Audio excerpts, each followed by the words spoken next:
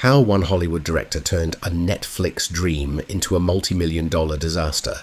Hollywood has seen its share of expensive failures. Studios lose money, productions run over budget, directors walk away from unfinished projects, sometimes entire movies disappear before audiences ever see a single frame.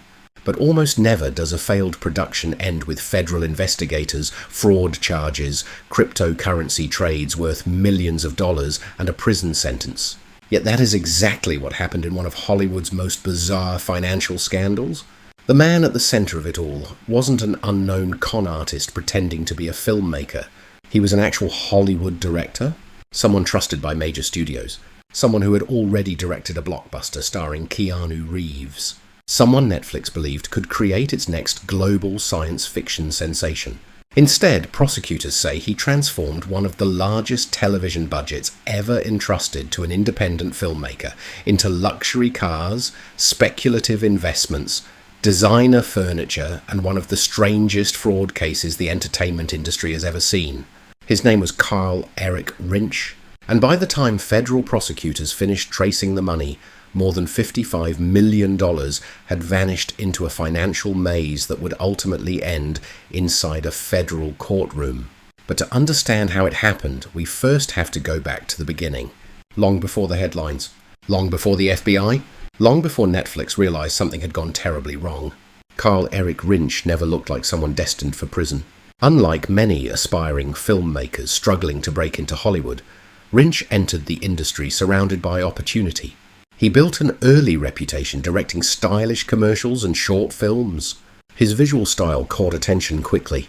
His work blended futuristic technology with elegant cinematography, creating images that looked expensive even when the budgets were relatively small. Hollywood executives noticed. So did some of the biggest names in filmmaking. Among those reportedly impressed with Rinsch's talent was legendary filmmaker Ridley Scott, whose production company became associated with several of Rinsch's early projects. For a young director, it was exactly the kind of endorsement capable of opening doors throughout the industry. People began describing him as one of Hollywood's promising new visual storytellers. Studios believed they had discovered someone capable of directing ambitious science fiction films. That reputation eventually led to his biggest opportunity. In 2013, Carl Rinsch directed 47 Ronin. The fantasy action film starred Keanu Reeves and carried a production budget estimated at well over $170 million. It was designed to become a major international blockbuster. Instead, it became one of the biggest box office disappointments of its year. The film received mixed reviews. Its worldwide box office failed to recover its enormous production costs. Many directors would have struggled to recover from a failure of that magnitude. Yet remarkably, Rinsch's Hollywood career didn't end. Many executives still believed his visual imagination exceeded the material he had been given. Some thought he simply needed the right project. That project would eventually become something called White Horse. Unlike traditional science fiction stories focused entirely on futuristic technology, White Horse was described as an ambitious series blending artificial intelligence, synthetic humans, advanced robotics, and philosophical questions about humanity itself. The concept sounded enormous and expensive, exactly the kind of prestige series streaming companies were aggressively chasing during the streaming wars. By the late 2000s and 10s, Netflix wasn't simply competing with television networks anymore. It was fighting Disney, Amazon, Apple, HBO, and nearly every major entertainment company on Earth. Original content had become the industry's most valuable weapon. Netflix executives were searching for visionary filmmakers capable of creating the next Stranger Things, the next Squid Game, the next worldwide obsession. Carl Rinsch believed White Horse could become that series. The project attracted interest from multiple companies before Netflix eventually secured the rights. Executives reportedly believed the show had enormous international potential. Rather than producing another standard science fiction drama, Netflix wanted something cinematic, something that felt closer to a blockbuster movie than a television series. That ambition came with an extraordinary budget. Initially, Netflix committed approximately $44 million toward production. It was an enormous investment, especially for a director who had only completed one major feature film. Still, Netflix believed the risk was justified. Production began. Large crews assembled. International filming locations were prepared. Concept artists developed futuristic environments. Costume designers created elaborate wardrobes. Construction teams built expensive sets. Millions of dollars flowed into what appeared to be a massive production. For a while, everything seemed normal, at least on the surface. But behind the scenes, warning signs slowly began appearing. Production schedules became increasingly difficult to follow. Communication between Netflix and Rinsch reportedly grew more complicated. Executives wanted updates. They wanted completed footage. They wanted evidence the enormous investment was producing results. Instead, progress appeared slower than expected. Yet Rinsch insisted there was nothing unusual happening. Complex productions often faced delays. Visual effects required time. Creative decisions evolved. Additional filming was sometimes necessary. Those explanations sounded believable. After all, Hollywood productions routinely exceeded schedules and budgets. Netflix had little reason to assume anything criminal was happening. Then came another request. Rinsch informed Netflix that completing White Horse required even more funding. Without additional money, he argued, the series could not be finished. For Netflix, this created a difficult decision. Walking away would waste the $44 million already invested. Approving more funding might finally deliver the ambitious science fiction series executives had envisioned. Eventually, Netflix agreed. The company transferred another $11 million. Altogether, Carl Erik Rinsch now controlled roughly $55 million connected to White Horse. Few independent filmmakers had ever received that level of financial trust. Netflix believed it was saving the project. Instead, according to federal prosecutors, it had just entered the most dangerous chapter of the story. Within days of receiving the additional funding, something happened that would later become the foundation of a federal fraud investigation. Instead of directing the money toward production, instead of paying cast members, instead of completing visual effects, instead of finishing the series, millions of dollars allegedly began moving somewhere entirely different. The transfers weren't going to production companies. They weren't paying crews. They weren't funding filming. According to investigators, they were heading into accounts controlled personally by Carl Erik Rinsch. At first, almost no one outside a small circle realized what was happening. Netflix still expected progress reports. Executives still believed White Horse was moving toward completion. But behind closed doors, prosecutors would later argue, the production had already begun transforming into something entirely different. Not a television series, but a financial scheme unlike anything Hollywood had seen before. And as investigators would eventually discover, the missing millions were only beginning their extraordinary journey. Because Carl Erik Rinsch wasn't about to spend Netflix's money making television. He was about to gamble it on Wall Street. The $11 million gamble. From Netflix production budget to Wall Street bets. When Netflix approved an additional $11 million for White Horse, company executives believed they were making one final investment to push the ambitious science fiction series across the finish line. From their perspective, the project had already consumed years of development and tens of millions of dollars. Delays were frustrating, but not unusual in Hollywood. If another cash infusion could complete the series, it seemed like a reasonable business decision. But according to federal prosecutors, almost from the moment the money arrived, it began moving in a direction that had nothing to do with filmmaking. Instead of flowing toward production expenses, the funds allegedly travelled through accounts controlled by Carl Erik Rinsch himself. It was the first step in what investigators would later describe as a deliberate misuse of Netflix's investment. At the time, however, almost no one outside the financial records knew what was happening. Netflix executives continued asking for updates. They wanted production schedules, completed footage, editing progress, visual effects reports. Instead, they were receiving explanations. Some scenes still needed work. The production required more time. Unexpected complications had delayed filming. Hollywood executives hear these explanations every day. Large productions are complicated. Weather changes. Actors become unavailable. Visual effects take longer than expected. Nothing about those excuses immediately suggested that millions of dollars were no longer being used for the project at all. But behind the scenes, the story had already taken an extraordinary turn. Rather than paying production crews or post-production companies, prosecutors say Rinsch entered one of the most volatile financial markets in the world. He began trading stocks, not conservative investments, not long-term holdings.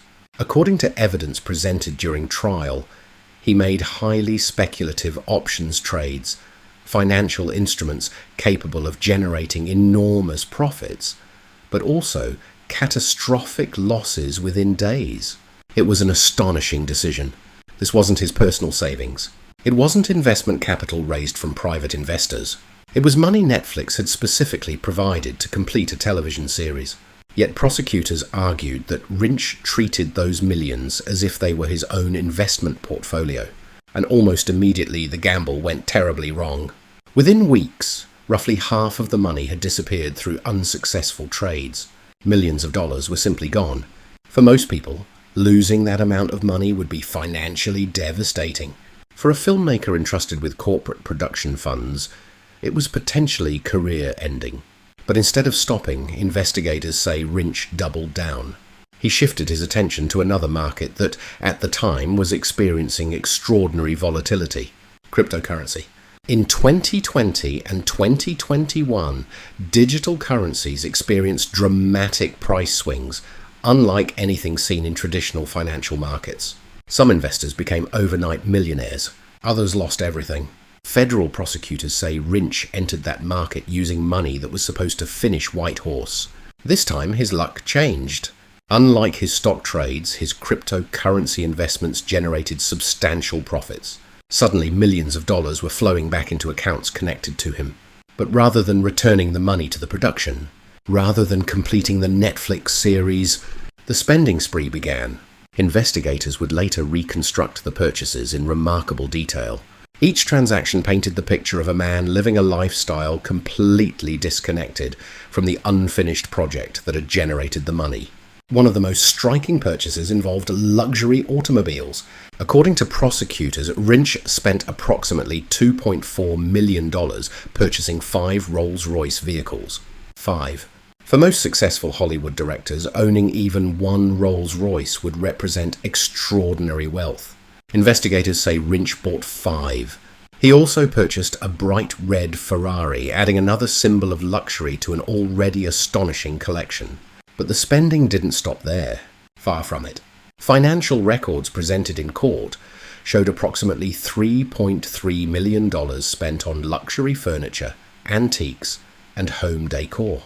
Among those purchases were 2 mattresses costing roughly $638,000. 2 mattresses, together costing more than the average American home. Investigators also identified hundreds of thousands of dollars spent on designer watches, including an expensive Swiss timepiece valued at approximately $387,000. Then there were credit card payments. Nearly $1.7 million went toward paying personal credit card debt, luxury shopping, high-end clothing, exclusive furnishings, personal legal expenses. According to prosecutors, the Netflix production budget was increasingly funding Carl Erik Rinsch's personal lifestyle instead of his television series. The contrast became almost surreal. While production crews waited, while Netflix expected completed episodes, millions of dollars were allegedly being transformed into luxury possessions. The series itself remained unfinished. There were no completed episodes delivered to Netflix, no finished visual effects, no polished final product. Instead, executives were left wondering why so much money had produced so little progress. Inside Netflix, concern gradually turned into suspicion. Questions became more direct. Executives requested documentation explaining how production funds had been spent. They wanted financial transparency. They wanted evidence that the enormous investment had actually been used to make the show. The answers reportedly failed to satisfy them. The relationship between Netflix and Rinsch deteriorated rapidly. Communication became increasingly tense.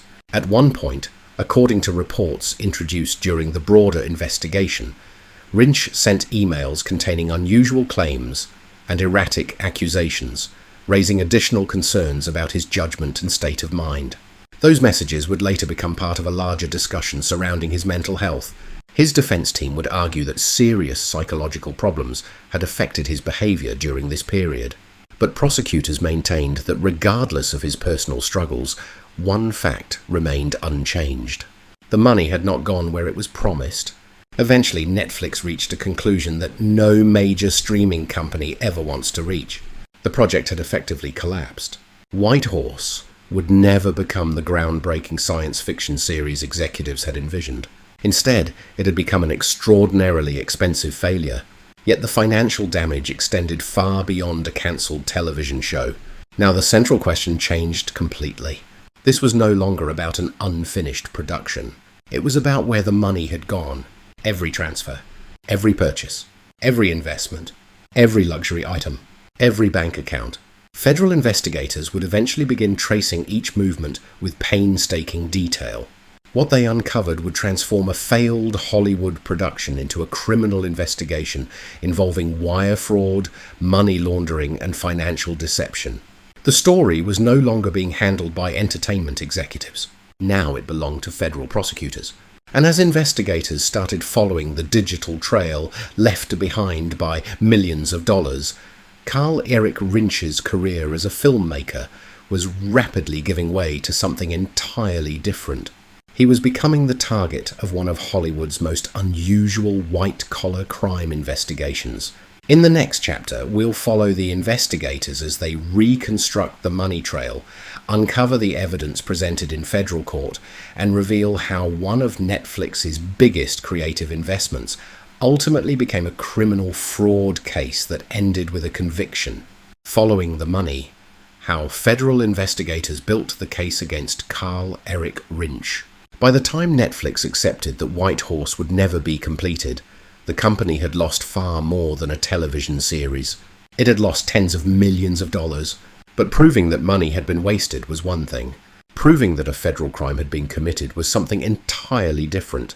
Failed productions happen in Hollywood every year. Directors go over budget. Studios cancel projects. Creative visions collapse. None of those failures automatically become criminal cases. Federal prosecutors needed to answer a much more difficult question. Did Carl Erik Rinsch simply mismanage an expensive production? Or had he intentionally deceived Netflix from the moment he requested additional funding? That distinction would determine whether this story remained a business disaster or became a federal fraud prosecution. To answer that question, investigators began where modern financial investigations almost always begin. They followed the money. Unlike physical cash, electronic transactions leave a digital footprint. Every wire transfer, every bank account, every brokerage account, every cryptocurrency transaction, every purchase, every payment. Piece by piece, investigators reconstructed where the Netflix money had traveled after leaving the company's accounts. What they found painted a picture prosecutors described as impossible to explain as ordinary filmmaking expenses.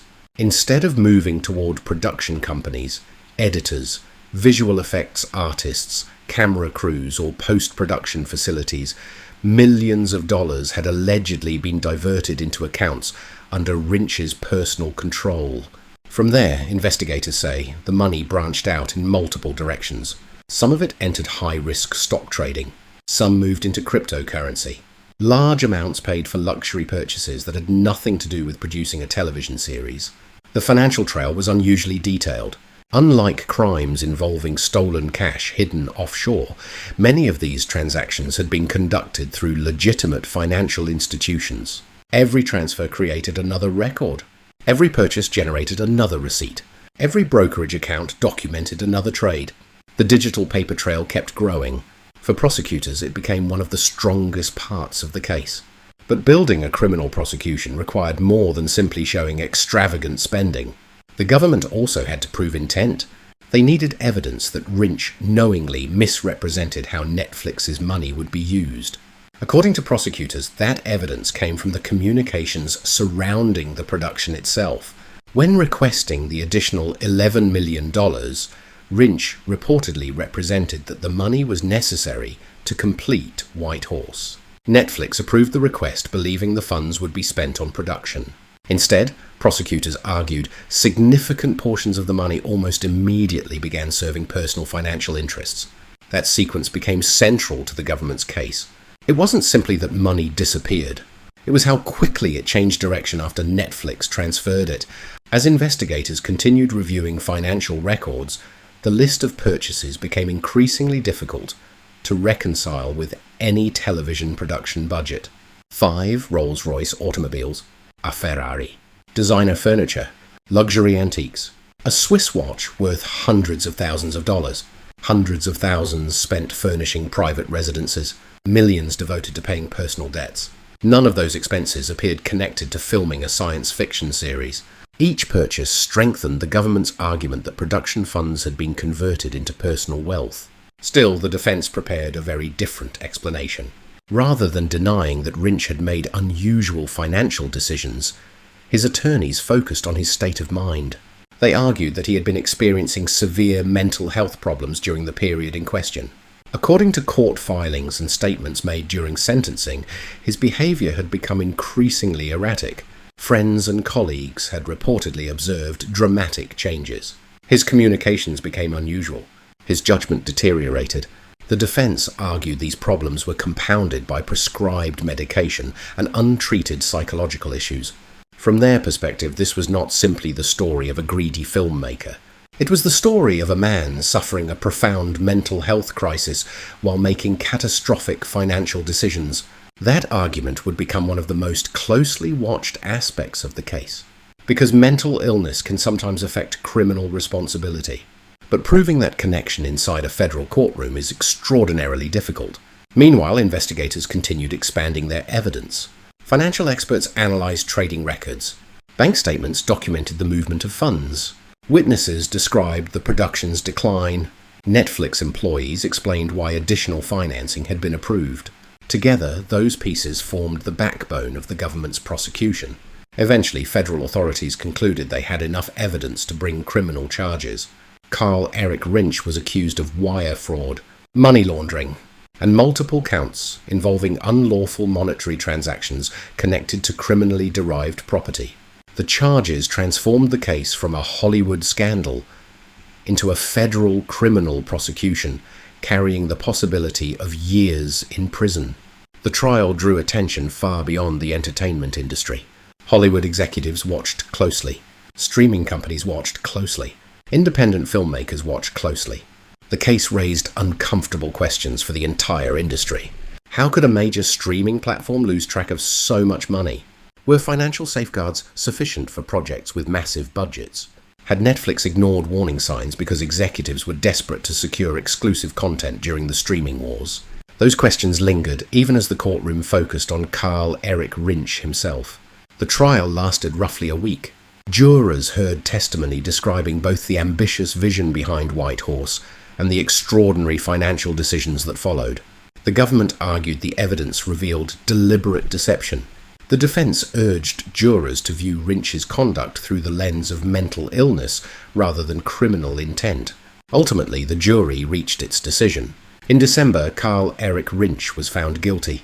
The verdict included wire fraud, money laundering, and multiple counts related to engaging in monetary transactions involving unlawfully obtained funds. For prosecutors, the verdict represented validation of years spent tracing financial records across multiple accounts and investment platforms. But the case still wasn't over. A guilty verdict determines responsibility. Sentencing determines consequences. Before the judge announced Rinsch's punishment, another unexpected development emerged. Letters supporting the director began arriving at the court. Among them was one written by a man known around the world, Keanu Reeves, the actor who had starred in 47 Ronin more than a decade earlier. Reeves did not dispute the jury's verdict, nor did he claim detailed knowledge of the financial evidence. Instead, he wrote about the Carl Erik Rinsch he had known personally. He described a creative filmmaker who inspired people around him, someone capable of warmth, generosity, and artistic vision. He asked the court to consider mercy alongside justice. It was a reminder that criminal cases often involve two very different versions of the same person. The public sees the defendant. Friends remember the human being they once knew. Those competing images would come together during the sentencing hearing. There, the judge would face the difficult task of balancing accountability, mental health, financial harm, and the extraordinary breach of trust that had turned one of Netflix's biggest investments into one of Hollywood's most remarkable fraud cases. In the final chapter, we'll examine the sentencing, the judge's reasoning, the role mental health played in the decision, and what this case means for Netflix and for the future of billion-dollar streaming productions. The sentence that ended a Hollywood dream. On the day of sentencing, the story that had begun with enormous creative ambition came to its final chapter inside a federal courtroom in New York. There were no movie cameras, no red carpets, no Hollywood premieres.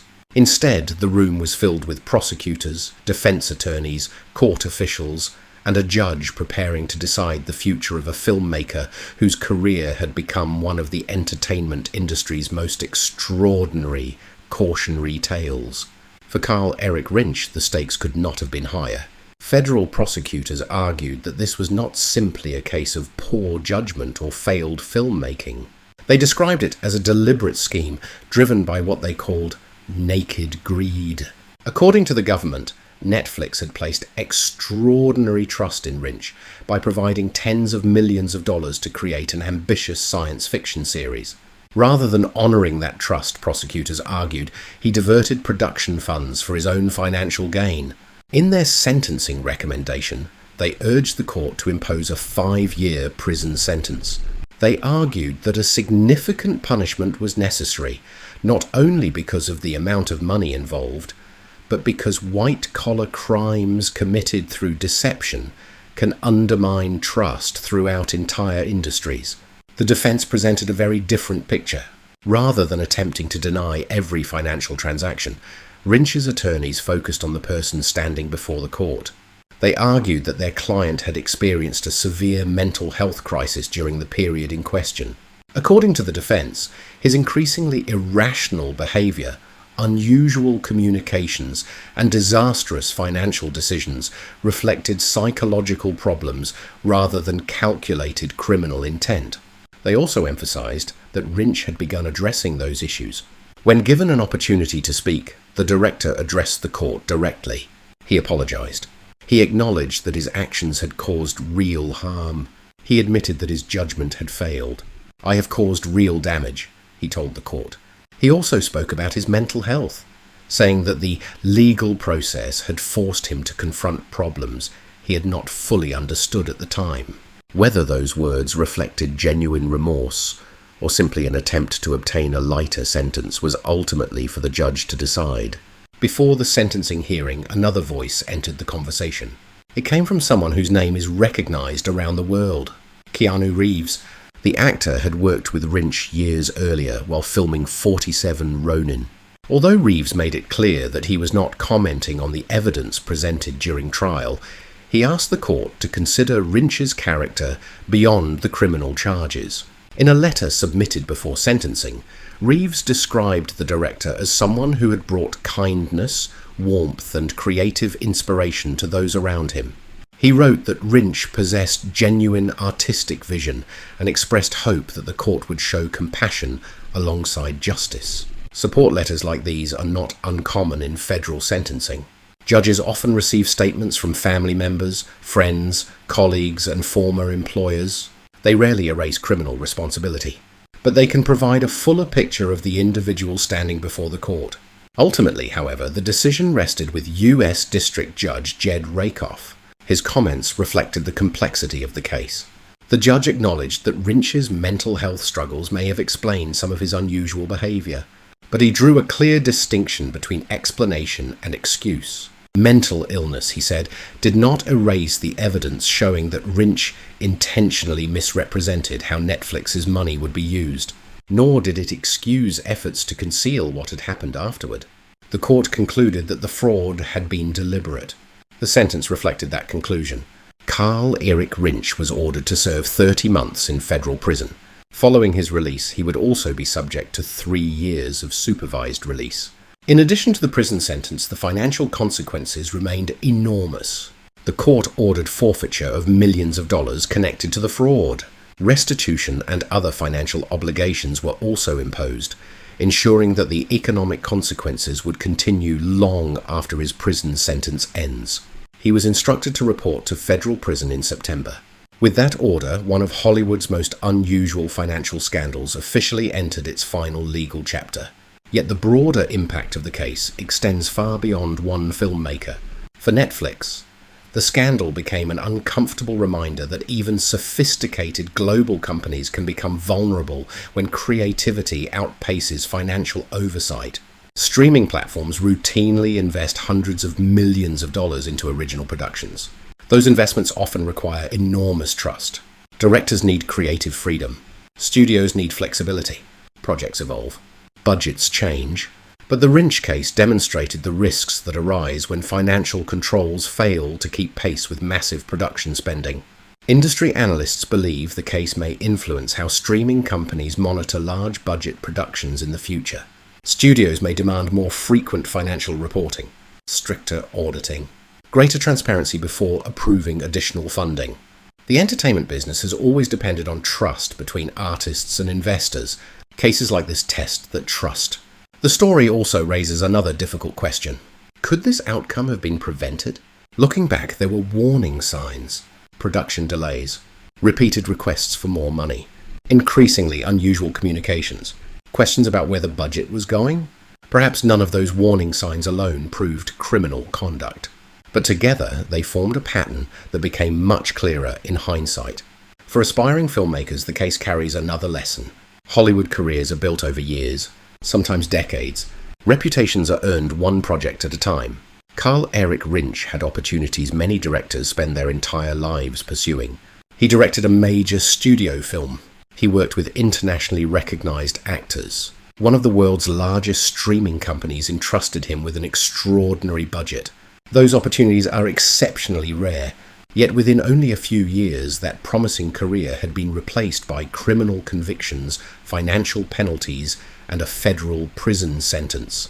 The unfinished series White Horse never reached audiences. Viewers never had the chance to decide whether it was brilliant or disappointing. Instead, the project became remembered for something entirely different. Not because of the story it was supposed to tell, but because of the story that unfolded behind the camera. A story of ambition, extraordinary trust, risky financial decisions, luxury spending, federal investigators, and ultimately justice inside a courtroom. Perhaps the greatest irony is that Carl Erik Rinsch once dreamed of creating an unforgettable science fiction epic. Instead, he became the central figure in one of Hollywood's most remarkable real-life crime stories. And unlike the series, he never finished. This ending was written not by screenwriters, but by the evidence,